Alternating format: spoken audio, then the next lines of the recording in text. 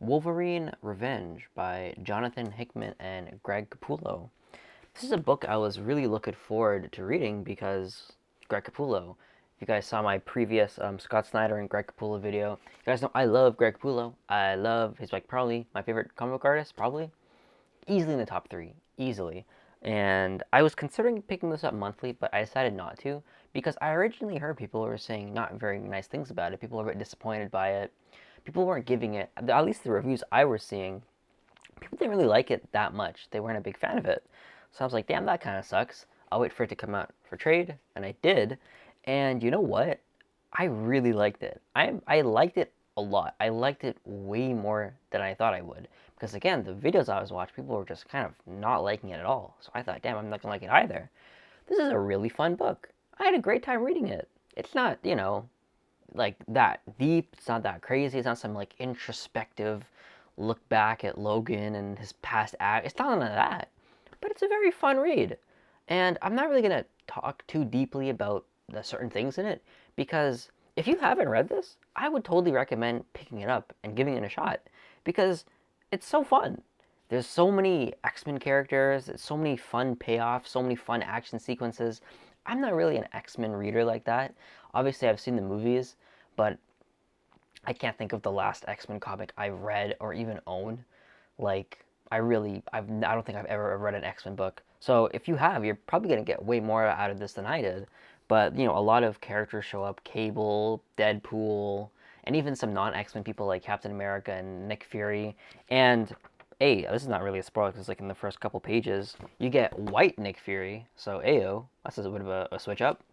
But yeah, some really fun stuff happened in this book. This book kind of takes place in two different timelines, or not two timelines, but two time periods. Kind of the modern time period with Wolverine in his regular his yellow and blue suit, and then about on issue 4, it kind of jumps forward to Wolverine, and he has his yellow and brown suit, which is awesome. You get kind of the both iconic Wolverine suits, and yeah, this book just works. It's fun. It was a fairly quick read.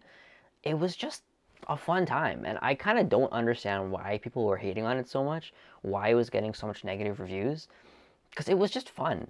Now, something I will admit is Greg Capullo really works best when he has FCO coloring and Jonathan Glapian inking. And unfortunately, this is kind of the book that made Greg Capullo have the fallout with FCO because only half the book is actually colored by FCO.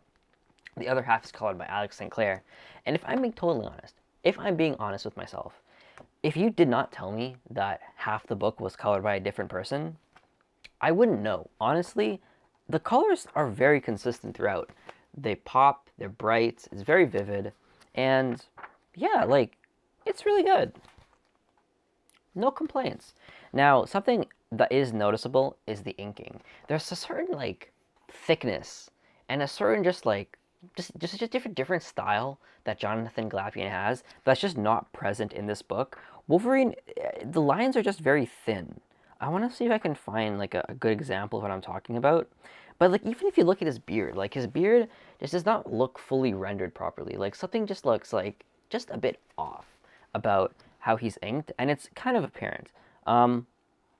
Just everything it just seems a bit thinner, if that makes sense. And I really do think that has to do with the inking. The inker is Townsend, who I've never really heard of. Maybe he's done other stuff. I'm sure he has, but I just haven't heard of him before. So that is where like I feel like the art just felt its ever slightly just because I just love seeing Jonathan Glapian inks on Greg Capullo. I'm just so used to it. The only other time I've seen Greg Capullo inked by someone different, I believe it was by I think We Have Demons was inked by a different person. I'm not too sure. Let me check that right now. Nope, We Have Demons was inked by Jonathan Glapian. It was colored by a different person, but it was inked by him. So yeah, this is probably the first time I've read a book that was inked by someone different, and it is kind of apparent because yeah, the line work is just a bit more thin. And yeah, there were just some shots that didn't really even look like Greg Capullo. Like if you told me that Jim Lee drew this, I'd kind of believe you. Like I don't know. So I feel like the art in here is not really the strongest Greg Capullo has ever been. And again, it's not that it's bad, it's just a bit different, but still some very amazing art. I guess that was kind of a spoiler. Um, yeah, just beautiful, beautiful art still. I'm very excited to read the Creech series. When is Creech 3 coming? I've seen Greg Capullo tease him working on Creech for like 5 years at this point. Like every month, this man will post him on Creech, something, I don't know.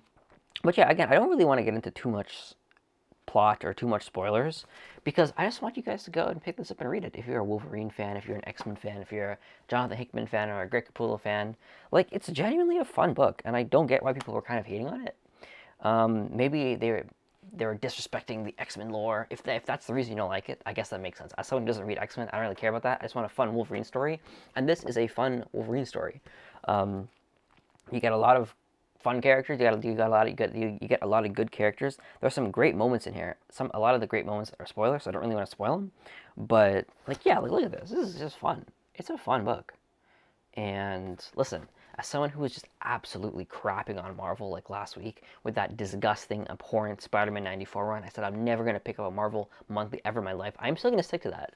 But listen, I gotta give them their flowers when it's due. And Marvel cooked with this one. Marvel cooked with this one. Even the cover is nice. Like, look at that. Look at that. Yeah. So again, I'd recommend you guys pick it up if you're interested in a Wolverine story.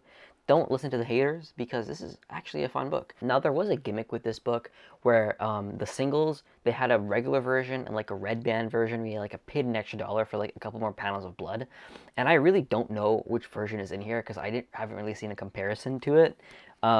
So I mean there was some very gory moments in here, but nothing like so insanely gory that would propel me to spend $1 more per issue. So again, I really don't know which version you're getting in here. I would assume you're getting the normal one, probably, maybe. But yeah, that's just something to note. Look at this, yeah, look at this panel of Deadpool, man. That's such a nice, cool, cool Deadpool. And yeah, I feel like I've been repeating myself. But yeah, if you're interested in a Wolverine story, definitely check this one out. This one gets a solid, like, 8.5 out of 10. Like a very high score, because it's a very good comic book.